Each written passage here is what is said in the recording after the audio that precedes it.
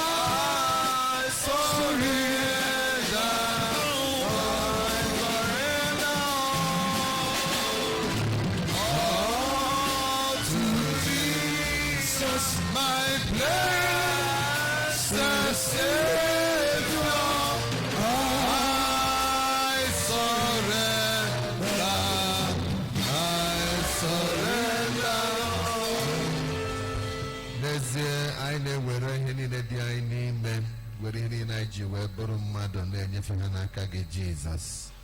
I never am a me high in the net no pogging. I never got tiny na Rafiana Kage. I never any in your eye, and if again I can I we gara, but where I have, where Merem Wallo, when you or one kind. I make a Macco Bacheta, go butching carbon, more 1K Tegetana for 2020. And ya, you wine, Dicky Dry Pota, Gozia no Baseta, Steno Pogging. Dika I get mega Bible against Sota Mego behind. Where can if again Sinokogi where Bani Mendwine to Zeranyaka, Bazirai, make and dwine, Paul, Tokaria Conato, make I got a one new wine on him, make Kariaka Gotaraya, Kawuka, where God began more one car, then when you can sobu, Manana Tanania Maranaka again, now for Jesus Christ, Bonnie wine. Amen. God bless you. Exodus chapter 2 Opopo Isinkabwa. Yesterday yesterday was prophetic declaration. So that one I ended na chapter 1. I just chapter 1 but now because na those midwives kwesiri Chineke ntụkwasị obi juna fama nwufu ọbala. Then God will kwenkwa no galolo ha houses. And also I will also identify within the Befa those midwives or Hebrews, so they identified with their people. Now, chapter 2, verse 1, where it said, there went a man of the house of Levi, Rubeama, now woke and we have onye Levi, Munye, onye took to wife a daughter of a Levi, Rubakwayama, Makobasi Ajojo, and then adapter. Na otoba wunye were more and one woken. Verse 2 say, when she saw him that he was a goodly child, so she hid him for how many months? For 3 months. Rubiama no zoro watakiriama for 3 months. Okay? When she could no longer hide him, we took him for him an ark of bulrushes and daubed it with slime and with pitch, and then put the child therein, and she laid it in the floods at the river's brink. Now, actually, watch this lady Meleba. No. Technology develop even the Bible. Technology te God the bar. I flow with the technology Jacob Jiwe Nagara Nia Uku and wealth yanine. Nkab another technology can one yana manifest eba. Owelumwe tinye headache and kata. Imani welumwa tin and kata debian and milli gilligan menwama when niho meleba over that slime and then with that pitch or hamazi. Well, it could be an a commentary or the cold time. Yeah, if it's a 1,000.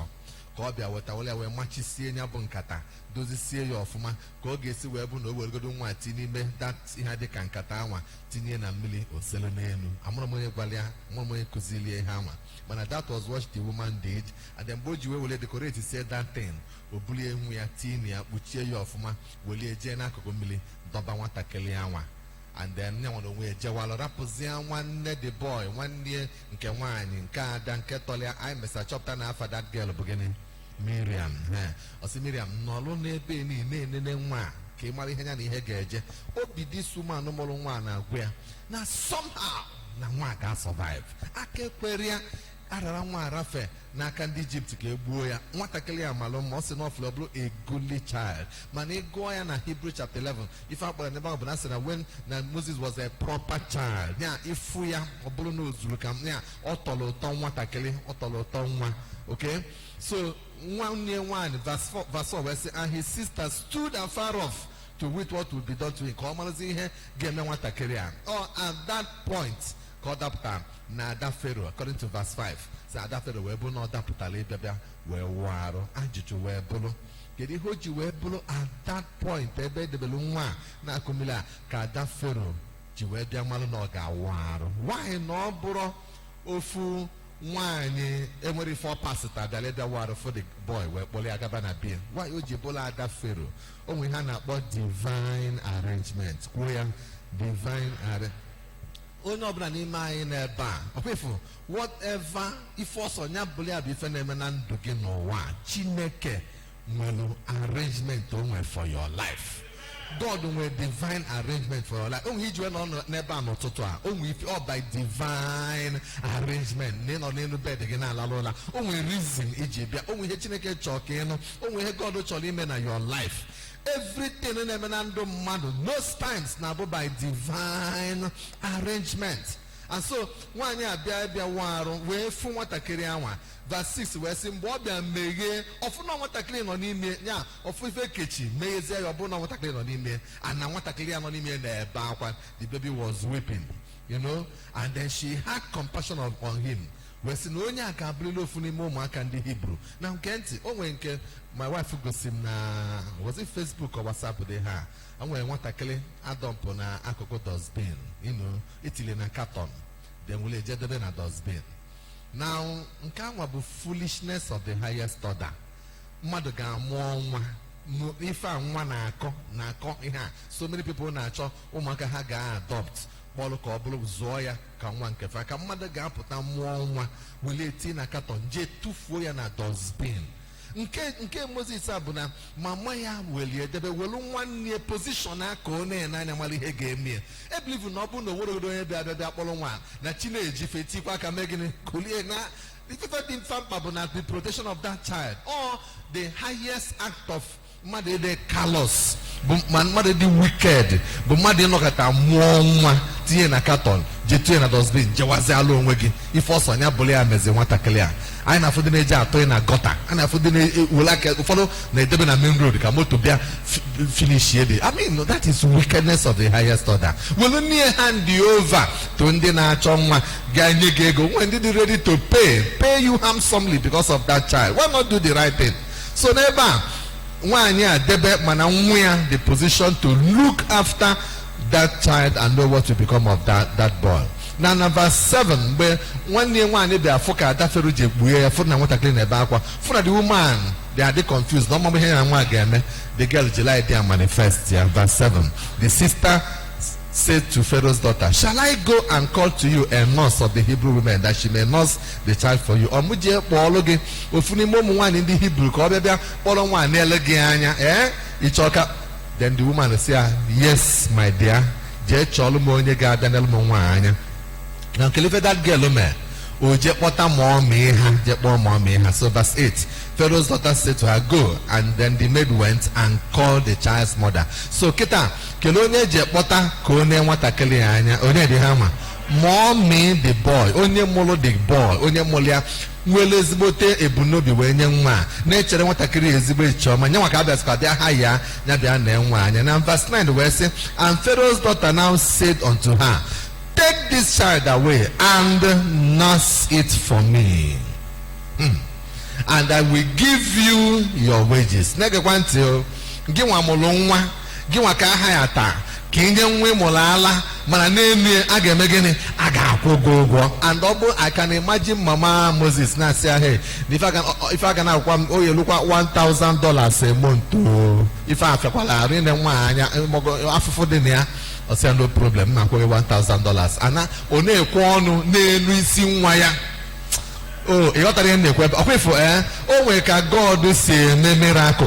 Onye kwesịrị ịnwụ anwụ ọkwa onye ekwesịrị ibufe ofu ma kịta a na-achọzi ka akwụọ mama ya ụgwọ iji wee ne nwa anwụ anya. And onye na-akwụ ụgwọ a bụ ada Pharaoh onye si from the most powerful position in the land at that time.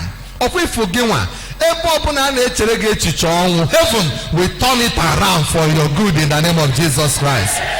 ebe ọbụla a na-akpa nkata na-ene anya na anya mmiri ga-apụta gị n'anya eluigwe ga-atụgharị ya anya mmiri anwa ga-aghọrọ gị ịchị ọchị n'aha Jizọs. Gain na-adị n'every pain. A na-enwe gain na-esi from every pain apụta. Nwaanyị a kwesịrị ịnọ na pain mana kịta gain na-esi na anya bụ pain wee na-eme gịnị na-apụta because God has stepped into that situation. Ekpere na ekpere gị ebe ọbụla ị na-anụ olu n'ụtụtụ a bụ na in your life, in your situation, that God will invade, interrupt, enter into that situation and make it sweet and make it wonderful in the name of Jesus Christ. So nwaanyị ekwe ọnụ ekwe ego na a ga-akwụ ya otinye aka kpọrọ nwa mana onwe ife nwaanyị ya nwa gwara onwe ife ada Pharaoh gwara ya na that verse 9 ka m gụọ verse 9 ahụ again. Pharaoh's daughter said unto her, take this side, nurse it for me, I will give you your wages. And then the woman took the child and nursed it. Eba ka nchọrọ ikwu okwu. All the very important ka anyị malụ na nwatakịrị ọbụla batara n'ụwa must be nursed. Okay, nursed ka na-akpọ ya ụmụ m gụrụ na-agụ akwụkwọ pụtasị na ọ bụrụ nurse nọ nurse ka bụ colonial mentality. Nurse bụ colonial mentality. Asị onye Igbo toro na anyị Igbo the correct thing bụ gịnị nurse. I find out from home nurse ndị nurse ọ bụrụ nurse na gịnị bụ onye Britain. So I took the child and nursed the child. Odigo settled. So get it. A na-azụ nwa azụ. A na-azụ nwatakịrị azụ. Onye ọbụla n'ebe a ma nwatakịrị n'ebe a na-ege m ntị. Adị abụọ amụọ nwa ahapịa. Owolaka tobe wolaka if all like o me asisi etikwana ife no ofu mkpụrụ nwa ọ dị only son etikwana ife rapia no oje mebie TV asisi etikwana itali oje jide tumbler kutuo asisi rapụkwa ya ime ya nwa nwa tolite obulu nya nwa nwa atụgharị alụọ tiger mega lụtọwa ga agba. I am telling you a na-azụ nwa azụ enwe principles eji azụ nwatakịrị in a home, in a family. Onye ọbụla bụ parent gee ntị, onye ọbụla bụ nwatakịrị gee ntị. Enwe n'opekata 6 major things ị ga-akụzirili nwatakịrị ọbụla that is growing under you, and nwatakịrị ọbụla na-eto eto kwesịrị ịrịba ama. Number 1, ife izi ị ga-akụziri nwa nwa bụ your personal indigenous language, because ndị Igbo anyị na-emesi up kịta. Ị ga-afụ nwatakịrị a na-azụ na Nnewi ebe a, n'ime Nnewi ebe a a na-asụli oyibo. Go and get that tumbler for me. Go and bring that towel for me. Go and n'ime na-ewu ebe a na-asụli so oyibo oso igbo eke ya ọkpọsị asụ n'igbo no na ndị na-ene papa na-akụziri nwa ya oyibo a. Sometimes the man etiwaro slate ọgụrụ sis ọgụrụ pakisari ọfụma oyibo nya nwa adịrọ correct, so oyibo ọ na-akụziri nwa anwa adịrọkwu correct. So nwatakịrị na-eto na ana Igbo mana ọmara Igbo a na-agwa ya na Igbo ajọka nya sụba oyibo n'oyibo bụ ebe a nọ kịta. And then ife ụmụazị a fe tolite wit isu oyibo adịrọkwu correct, o tolitezie anyị amarị anụ elu anyị amarị anụ anị inu ndị Igbo ọ marịa ife onye Igbo ji bụrụ onye Igbo ọ bụrụ ya. Ị na-enezi nwa too na ana Igbo na-eme ka ọkụkọ oyibo na-eme ka ọkụkọ Greek na-akpụkwu akpụkwu because o nwere ife Igbo ji bụrụ Igbo. Teach your child your native language. Na-egosi ya mama Moses meli ebe a ọ kụziri Moses Hebrew even though na ọ na-eme ka ọ ghọtakwa na ada Fero ka ọ dị suppose ịbụ n'Egypt ka anọ mana na ọ kụzilie Hebrew, ọ kụzilie language fa bụ ya nọ ịbụrụkwa onye Egypt na ịbụ onye Hebrew. That mentality eto n'ime ya. Kụzielu nwa gị onye ọ bụ ọsọ ya bụ na ịmụrụ ya na Amerịka na-egekwa ntị nwa ndị na-anụ olu nọ na Amerịka na Canada na asịa na asịrịa. Kụzierie language obodo unu, gwa ya na ọ bụ onye Igbo, kụzielie that language. Let that child advantage ka ọ bụrụ nwa n'ọma Igbo mana oyibo because me kụziri oyibo mana ịkụziri oyibo ọ ka ya amalile oyibo a maka olu na akwụkwọ oyibo a ka ya akụziri mana ịkụzielie nke ga ọ malụ nke a melụkwa gịnị malụkwa nke a ọ bụla advantage ya. Kụziere ya language obodo be gị.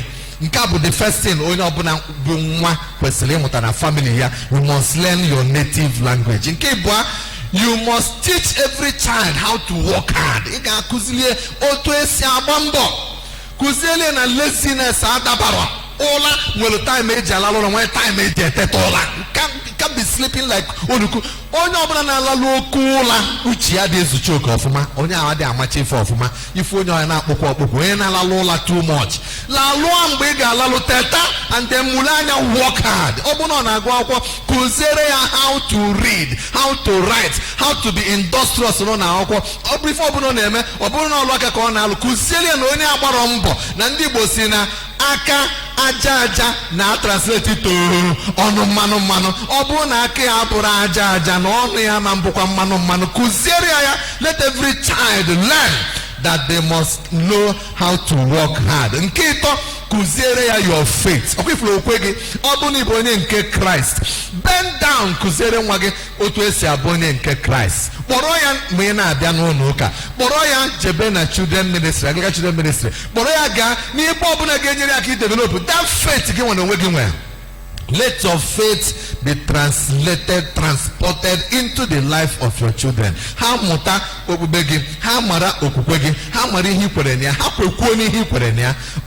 Ọzụzụ ka ọ bụrụ gị. Nke ịnọ, kụziere ha otu esi enyere ndị ọzọ aka. Na fafọ onye nọ na mkpa, let them learn how to lend a helping hand to people. Ha mara na life is not all about themselves, that they must learn to reach out. They must learn to lend helping hands to people. Afọ onye nwe problem eji identify ya with onye afọ onye nọ na nsogbu enyere onye aka. Obele aka ị ga-enye nwulu mmadụ, obele kindness ị ga-egosi nwu mmadụ gị. Teach them to show and to release kindness to people that are around them. Nke ise, kụziere ha otu esi ekene. Ọfụ onye tọrọ anya si ya good morning sir, mmadụ nye efe nya si thanks sir. Kụziere ya how to appreciate even the little things of life, no matter how insignificant, how little that thing the mmadụ nyere ya mụta isi daalụ, ya mụta isi thanks, ya mụta ikenekene. Ọ ya gosi na onye anwa nwee good family upbringing. Ọ dị mkpa na nwa ọbụla too n'ezinụlọ. Ọ ya bụ nurse this child for me. Enwere ihe ndị a ga-akụziri nwatakịrị anwa. Ọ bụ na ije efere ka na obodo dị developed, ụmụ obodo ebe a mmadụ ga-abụ nwatakịrị na-etonite aba anụlụ nne na nna ịpịa nwatakịrị ịtalị. Asị na ịpịa nwatakịrị ịtalị bụ abuse. Then so ị na-akụzi nwatakịrị ife, inye nwatakịrị ife were aka ekpe na-arịghị ya na-ejewa ejewa asịsịra pịa na ọka kọlchọ fa si wee dị. Wọchị ụmụaka niile na-eto na ada kọlchọ n'ime 1000 ọ efere ka 10 out of 1000 bụ ndị ga-adị focused mara ihe ha na-eme. The rest efe adịrọ. up na class. At the matter 44 na class. 43 out of 44 jikatu. Bido no eba katu. Ha na katu gide katu o mante ha. O yesi na ante katu tattoo ka ogene ka na agba. Tattoo oga tattoo lo nwe tattoo gidare ani 43 out of 44 na class tattoo la ro ha ni le ba. Man, it didn't ban it down a Italy like no man's business. Class 44. Oh, enough for the one person mellow tattoo because teacher ya copia pia so if their society were called the hand they breed, man, well, then they breed. Na nibo anazo mothers, anakuzilu mother here. Then kisi iga kuzilu maka how to endure suffering. He accused that no condition is permanent.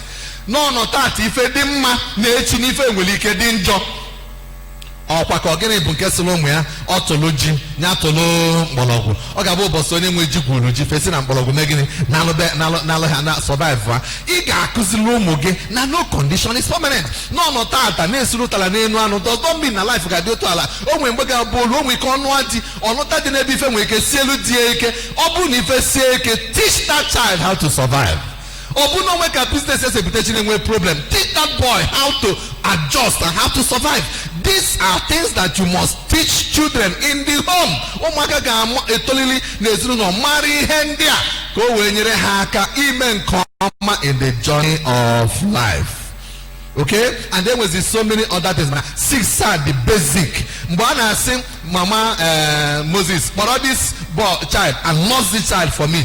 Emweri one na say and nurse the child for me na atwanya onaga ge kunye ni me nwatakiri a. Then the woman no kporo nwa ya amarigi hanya onaga ge kunye ni me nwa ya nwoke a. And so ozugbo nje okporo ya we na verse 10 we say and the child grew. Nege kwanti. If nwatakiri obuna anosla anos, that child must grow. You will know geto. And the time can be multi-dimensional. And when physical growth, it physically. Or more if you can contribute to your physical growth. Okay, if you can contribute to illy balanced diet, you might go a man or to name a balanced diet anyway, or only a full new balanced diet. Only a full near food. Imagine Ilea Nani Boy, Casey, Tony Bebo, Bona, Elisie, Apum Badogana Bane, in carefully debut, Nuko, fridge, Adron Bawa. Ofe nubu ekobi enuko ototo eweputia na ebe anwa o de nuko anwa da na oku megini kwa ya clean and neat nya ka eji eme ni ototo nwe ka breakfast ndị mmụọ ka breakfast ndị mmadụ breakfast akpụ mgbado ga no ototo o ya bi isi ya amozo ga apụta we wike we ba olu ugbo no no fulu nni a na-eli na generation a ka eji abapụta sị ba adi elikwa akpụ n'ụtụtụ na indomie ma bụ fried plantain on ife dị mma chelo. Mana if I want the matangodo, nya delekwa magaba. Mana oblo ni if adroma. Igeli if obuna ifo. Ona kachileke kodi ime kamadu to physically. That is the point I want to bring out here. You have little or no contribution to your physical growth. Physical growth is natural. What I carry amoketa in any teenage if you know that is not a beginning. No, the child is growing, no, it's growing. Okatobido Baba Phone, Okatobido open wine in Kiru Aputaba, Kazo Aputaba, Ariane develop on Afeto, you will again affair. What if I contribute to that? Okay? Man, that is one aspect of growth. Okay, let me show you something in the New Testament. Can we not chat as Luke chapter 1, verse 80. Can go see otu if I Nando John the Baptist, then go see Nando Jesus Christ. Then I chat as an Exodus. So that I say, and the child grew. You now got that dimension of growth to God Himself. Now, Toanya, I again take place in the life of every child. Luke chapter 1, verse 80, talking about John the Baptist. Gonna Bible Kulebawa. Or saying, and the child grew. The same thing about, and the child grew. Man, get John the Baptist, I desire say, and waxed strong, never in spirit. If you like, this is another dimension of growth, the very crucial.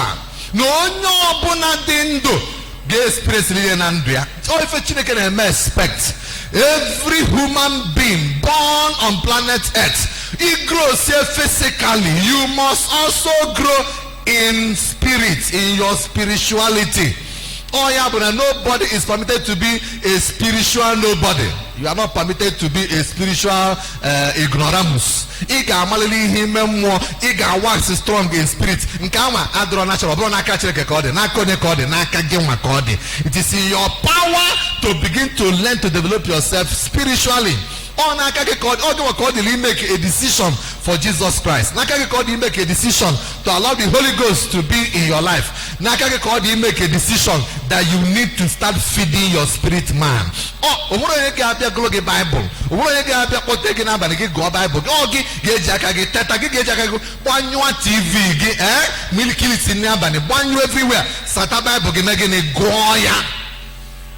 Ebe anyị na-ene anya now, onwere every day. Mmago daily fountain, mmago daily bread, mmago nke Kenneth Hagin, daily spiritual meditation ya, mmago daily guide nke di issue every day, every day. Also, udi milo funya na ezu, dia won funya na acha, mmeteta na abani. I will read different Bible, Bible devotionals, different ones. Obro Sunday. Enwekwasị ndị ọzọkwa, but ndị a bụ iwulite bụ na mma agụlefa wee nwee ike build myself before m dekwuba okwu nke mma agụzi wee kwado maka okwuchukwu atụ nke anwa nke okwuchukwu abụrụ adị m agụ ya na Bible, adị m agụnye na Bible agụ maka nke a bụ ife na-agụ ka iwe bịa share with ndị mmadụ. Ndị bụ nke na-build my spiritual life bụ those devotionals Obure ebe daily bread go ka daily guide na go, obure ebe ka daily fountain na go, obure ebe ka nke Kenneth Hagin na go. Ndị ọbụla nwere different, and you read them and you use them to feed yourself. You must grow spiritually. Imero tua, you can't advance. And the knowledge the microphone and the man ga-ama nwere ihe dị gị n'ime mmụọ cha. Man, when you feed your spirit, when you come out in the public, when you touch the microphone, everybody will know. Now this kind of spirit here, the field, no will hear the anime more. So, what call the begging one again? Or because no, even as a lay person, you must learn to deposit in your spirituality. You must grow spiritually. John the Baptist as saying he waxed strong in the spirit, and then he was in the desert until the day of his showing unto Israel. Now can go see Jesus. See Luke chapter 2 verse 40. The same Luke, see chapter 2 verse 40. Can go see case where cover Jesus. Let the grow to Jesus. Luke 2:40. The same concept again, with the same language. Once again, and the child grew. If you and then the same thing I and John the Baptist. The next thing beginning and wax strong in spirit. The same thing. Once physical growth to God, the next thing that must happen in your life, but spiritual growth. You must develop your spirituality. You cannot joke with it. You cannot afford to toy with it. He gave develop really. Jesus grew in the spirit. Then is there another dimension of growth ever? Nando Jesus. Once again, and he was filled with wisdom. Now wisdom can be supernatural, it can also be natural. It's only one with natural intelligence. If wisdom, if intelligence, if you natural and deposit onwere ga-abụ na-achị obodo ị na-ajụ ya ajụjụ ka o si atanko question ịma na onye adịwagala onwe naturally intelligent. Enwe intelligence na-esi n'ebe Chineke abịa naturally. Enwe wisdom na-esi n'ebe Chineke na-abịa naturally. Then enwe spiritual wisdom. There wisdom na-abịa as a spiritual gift. Then when wisdom na-adị developed by a person. Wisdom in the area of education. If onye je go along na university ta onwego wisdom onwego ife ndị ọma ifulia ọbụ na ọ na-aga n'ụzọ kịta anụ ọ na-anya moto polisi kwụsịa ofetu aka ọ kwụsị polisi clear polisi bido where your car ọ na-egosi polisi make intimidate ya amụkọ ya na-amụ polisi because o nwere ihe ọma polisi amụrụ n'ọma o nwere ebe ga-abụ olu okwu bụrụ na abụ na ịtọ polisi asị carry your wahala and do what and go. Mana ọ bụ na trader nọ na nkwọ polisi anaghị ego na-anya ezigbote because polisi size ya ọfụ na onwere ihe onye ama ọ mara ihe in that area. O nwere ebe ọ ma ihe mana o nwere ebe ọ mara ihe. Enwe wisdom na-abịa as a result of exposure to education. And nke a bụ nke onye ọbụla nwere ike access. You can access it, you can grow in it. Listen, obodi nwata akwụkwọ na-anụ onu m now. Keta COVID-19 chụpụsịrị unu nwere ọnọdụ na school. This is an opportunity for you to develop your wisdom, to develop in the area of your wisdom. But open no internet abia be in I like. Bayanonia, go maka Vietnam, go maka French Revolution, go maka American independence, go maka Middle East, go maka Lebanon, go maka Iraq, go maka Italy. Go, yeah, read wide. Go. The more you read things, the more you look at, you open up yourself to knowledge, the more wisdom you have. And then when you talk, people will know that you have grown in the area of wisdom. Jesus was filled with wisdom. And then if I add I'll say, and the grace of God was upon him. Grace according to the measure God Amara Chineke Dinisi Jesus. So in and Jesus, a full dimension of growth, manifested. The child grew, was strong in the spirit, filled with wisdom. The grace of God was upon him. Let me pray for you. For every dimension of growth, may you carry it in the name of Jesus Christ. May you manifest it in the name of Jesus Christ. So I said again, now physical growth, will make it grow along with you. But spiritual growth, you have something to do about that. You can also grow emotionally. You can also grow psychologically. You can also grow mentally. And with so many dimensions of growth, but when you are not experiencing growth, even physically, parents say they are happy. 4 years, okay, na utukulebo nuance. Well, mommy, behind you, Papa, and Kazan, get Mama God happy, no, they have. What kind of mother will be proud of that kind of a son? 7 years, mommy, so one on your they happy, they proud. Everybody wants their children to grow. So open again when you are not growing spiritually. God cannot be proud of you. You are not growing emotionally. God cannot be proud of you. Open it developed. Open not this year. 10 years ago, spiritually and otherwise, God cannot be proud of you. Check it. Things in your life. Emotionally, psychologically, physically, mentally, and otherwise, you need to grow. And can add this you need to find about financial growth. Amen. You need to grow in your finances. Develop. Start putting structure in place. Will grow your financial life. Check out the expect. Now by the time you get 60 years, 65, 70 years, it does be a teta. You don't wow, the opportunity. Invest, you make your investments. Open your eyes. Start putting structure in place. Ito financially. Retirement. You can start investing on people. They invest in na television, on a send and the pastor, and I send the pastor and a chaplain, no way. I said, Gundi, Mother Cafadi, Gundi, Manilego, Dagadi one, Tokotasiego, the Wilego Dagadi one, JJ Gulu plane. The man where I said, what? Or sending her private jet, plane. Or sending her upon the mother, and there young boy. See, look, no investment over the years. Then when they have China University today, have an oil and gas industry. And when they have over the years, na university today, have CEO na banks they teach. And when they have today, butcher senators, butcher house of reps, na now those people are now giving back to the people that help them to grow. So they back go fast, no break at no. So God can give you wisdom. Begin to invest in the lives of people that are around you. Wicked man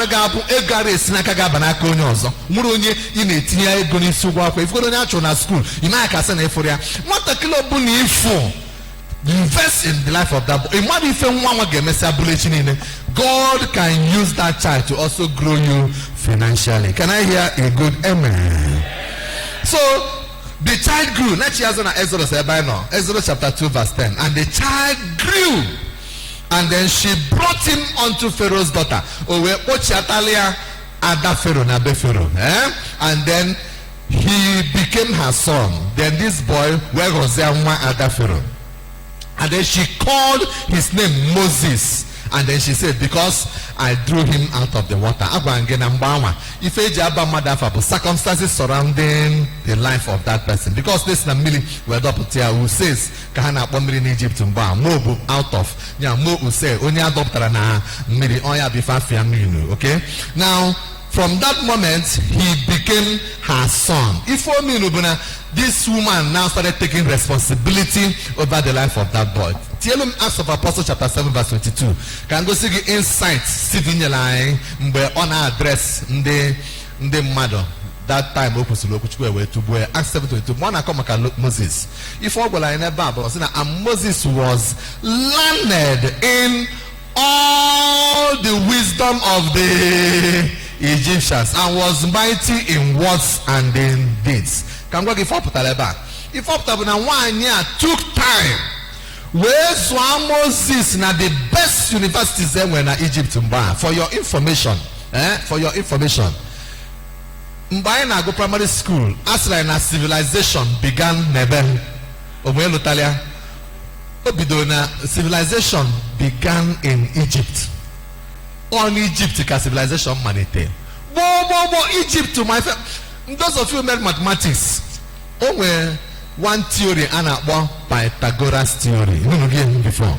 Onye bụ Pythagoras. We have to get internet to develop knowledge. Gen internet type who is Pythagoras. Even if I could check in school, type say na internet. Pythagoras is a Greek philosopher. Only Greek scholar. Man, all like knowledge in the best university in the whole world in Egypt. So we decided to study arithmetic. And the one only arithmetic. So we in Egypt, he just study arithmetic. We in Egypt, we spend there, I think 21 years in Egypt studying arithmetic. And then he came out and became a guru, a mathematical guru in his generation, or a philosopher that studied arithmetics in Egypt. Most of the people in Bundi develop theology, but Africa in Egypt school. Most of the people in Bundi universities they develop say courses and university. Egypt. So Moses was learned in all the wisdom of the Egyptians. If Moses accessed the best of education that the best university in the most powerful world in the powerful country in the world could offer. Moses accessed it at that time. If I can Oje Harvard, Ojelo Yale, Ojelo Oxford. By the way, my Harvard my Oxford I hope name man Hanine Bo. All Kochuku, the Anglican and about Reverend John Harvard, Harvard University, na Palo Biekon or Bidia. Oxford University, but the Church of England, Bidolie, na Britain. Before on the Anglican were Oxford University. Before I get a degree in the Oxford, he willingly go see evidence neighbor a member of the Church of England before he get their degree before. Bible but the main course and I study about man Harvard man Oxford man I don't make education about but actually can go see Moses was learned in all the wisdom of the Egyptians. Ogulu akukwo ofuma Zoy of ma 1 year na Asia. In fact, I package Moses to take over as the next Pharaoh. Obona Pharaoh will take over. Then only if I come again in the palace see Pharaoh as at that time. Moses, this Moses no neto na be Pharaoh. Mamuya ya ada Pharaoh welia ka mama. Loved Moses so much because Moses man mother. All like that Moses and protect here. We dey go mother mete aka. Ebo Moses na aga ona no dey be. So the Pharaoh number for Moses like Kwo Moses because of na dia one like clear. So well Moses meluko nwa. Man no nwere a guy na akpọ nwere somebody na akpọ a scribe. Can a scribe back akpọ ya ha? Something like a super scribe. None of that palace in Bawa. That scribe on a mifem basi. So the man is jogging on your committee when you nisi Moses. wee fu destiny ya, wee fu future ya, wee fu na this Moses will eventually do harm to the nation of Egypt. So the man wee kpọọ Pharaoh wee sị ya, okay, for this boy, okay, ka the thing si wee mee bụ mgbe Moses na-eme I think 7th birthday ya or 8th birthday ya. So in the course of he celebrated the birthday, that superscribe nọ n'akụkụ na-enene ada Pharaoh nọ ya, ndị mmadụ nọ sị adị Pharaoh nọ ya. Then Pharaoh nwere obere crown, one tonto crown o wetara ya as birthday gift. So Pharaoh wee welu the crown a wee jee ebe Moses nọ wee welie wee kpunye n'isi. Ịmago nwatakịrị na-eme birthday ekpunye crown n'isi. Ozugbo ekpunyere ya as gift, Moses sota na-ele anya welu the crown otu a wepụta ya pịa ya naanị welu ụkwụ zọfie ya. Pharaoh na wonder kere ha. The scribe rush ya Pharaoh say okwongwage that this boy will do harm to this kingdom. So from that day, that scribe na press si mali he melu nwa no na ene nwa anya ọ na afọ ga destroy Egypt mana ndị ọzọ afọ ya.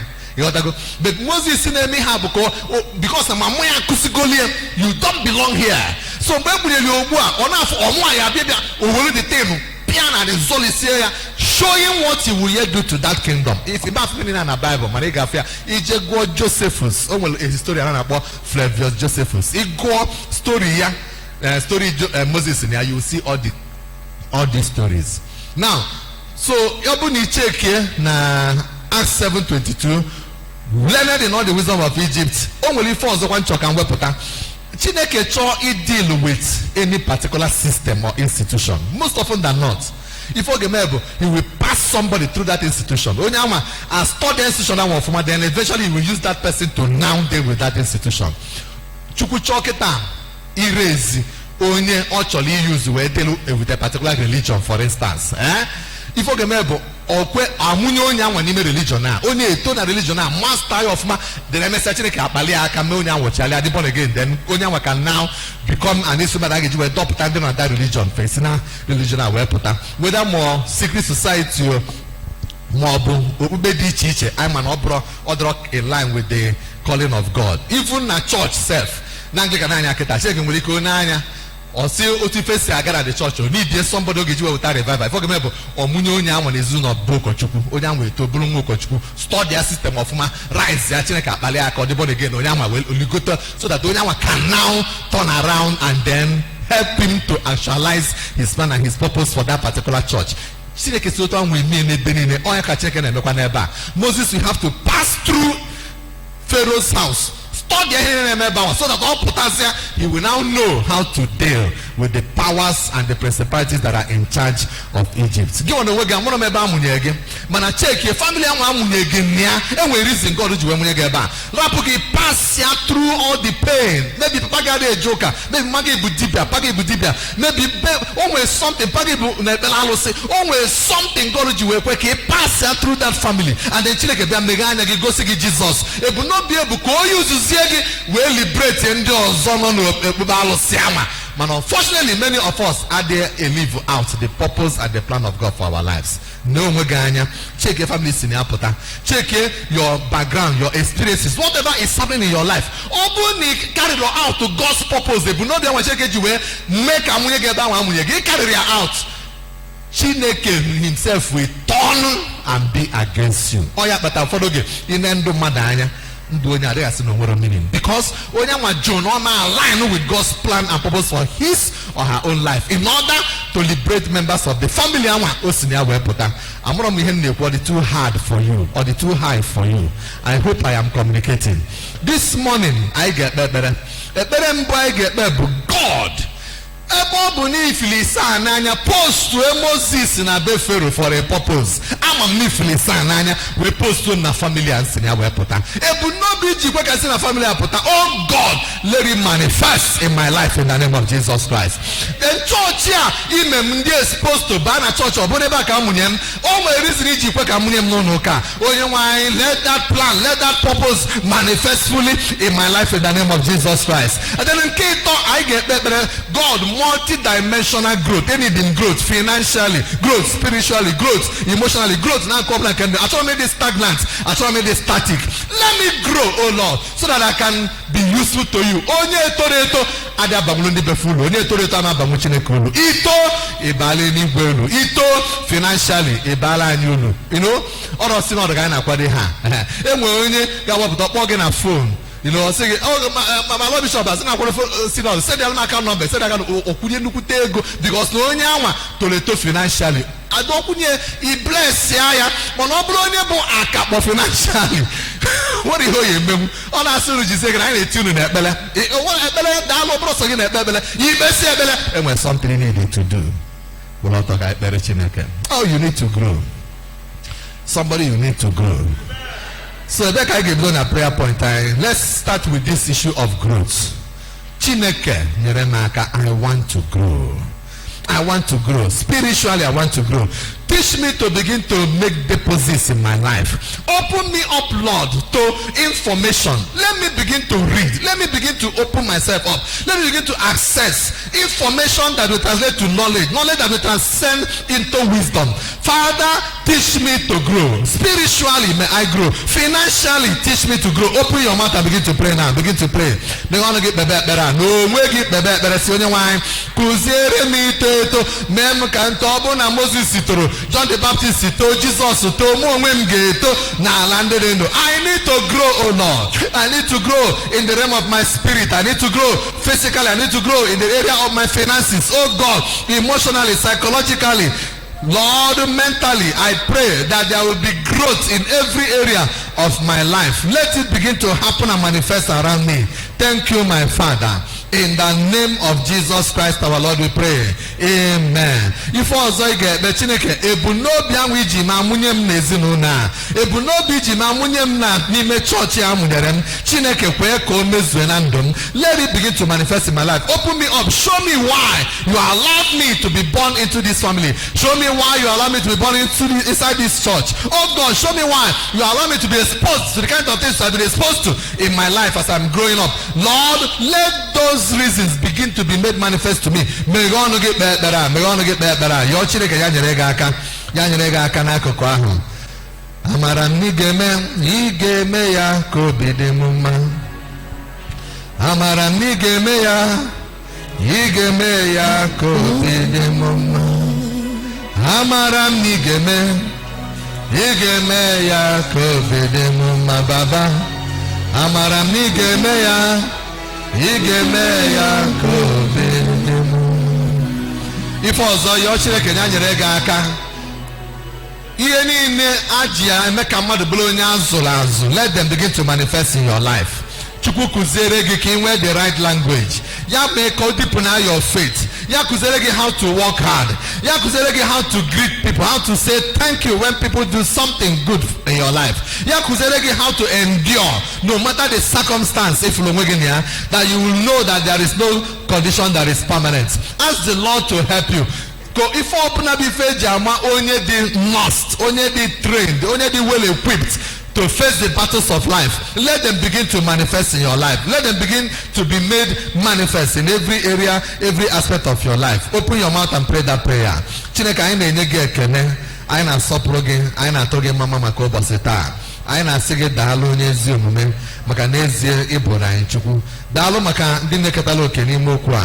anyị na-ayọ onye nwe anyị kwee ka anyị bụrụ ndị ga-ewepụta onwe anyị ka e wee zụọ anyị dịka esi zụọ Moses kwee na anyị nke eluigwe ka anyị bụkwa ndị ga-eto eto n'akụkụ niile ọbụla nke ndụ anyị karịsịa anyị na-ayọ ebunobi ahụ iji wee mee ka isi ebe anyị si wee pụta ebunobi iji mee ka anyị wee nọrọ ebe anyị nọ kịta let that ebunobi ya bido pụtaba ife n'ihe ọbụla anyị na-eme n'okwu ọnụ anyị na akparamagwa anyị n'ije ozi anyị ka ndị mmadụ wee fụ anyị wee si n'ezie na aka Chineke dị n'arụ anyị anyị na-ayọ gị onye nwe anyị ka ị kụziere anyị ọbụna inwe amamihe n'ihe ndị anyị kụziri n'ụtụtụ a n'afa Jizọs Kraịst bụ onye nwe anyị amen n'otu aka ahụ Chineke ka anyị na-ayọ gị a sị na enwere ndị nụrụ onu anyị n'ụtụtụ a mana arụ esicha ihe ike enwere nrịanrịa n'akụkụ afọ n'akụkụ azụ n'akụkụ onu n'akụkụ anya pain bido n'isi wee lue n'ụkwụ Lord by the reason of the anointing that is in this service this morning we discharge every sickness we command let every sickness go in the name of Jesus Christ receive your healing in the name of Jesus receive your healing in the name of Jesus I see them will only struggle in the journey of life. What a bit tilaka nagaga. What an African Amosalagamu. I locate the spirit that is at work in your life. I bind that spirit and I cast it out from your life in the name of Jesus Christ. I loose you and I set you free. Let the light of God shine upon your life. Let the glory of God be made manifest upon you. That light so that doors will miraculously begin to open on your behalf in the name of Jesus Christ. And I'm able to million ever name of Jesus Christ.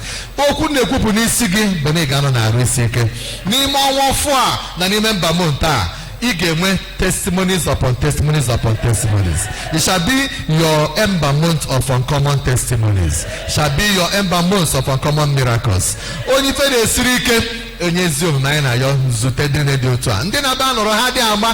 their next meal will be coming from. Lord, you are the great provider. May you begin to provide for such people. Give them their miracles. Give them food. Give them grace to move out of the poverty line and move into the line of prosperity. In the name of Jesus.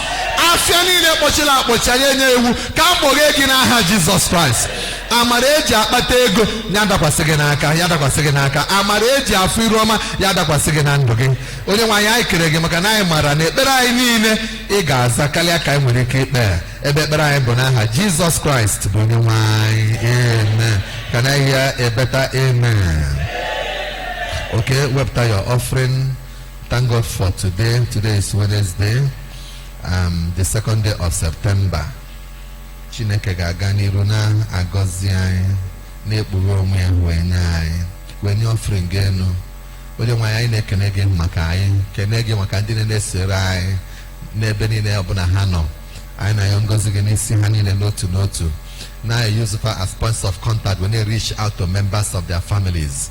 I want to eba, I know eba, nebute zunu nine in the Nirugan, papa, mama, umunai, ndiogai, ndibe, umoimola, moibobuna hano. We bring them under the covenant of the anointing that is in this service. We submerge them inside the blood of Jesus. We decree none of them is permitted to die prematurely in the name of Jesus Christ. Sudden death will not be our portion. Sudden death will not be the portion of members of our family. Things will be easy for us. Things will be easy for them in the land of the living. Thank you for answering our prayers. Let your glory go with us. Let your blessing go with us. Let your mercy go with us. I pray now Jesus Christ. Amen. Can you say Namarakai say Kamaran Konyo Jesus Christ? Nefunanya nke Chineke na nwekọ nke mmụọ nsọ. Jela niile ugbu a na mgbe niile. Amen. Surely goodness and mercy shall follow us all the days of our lives, and we shall dwell in the house of the Lord forever and ever. Amen. Onye nwe anyị nọnyere unu.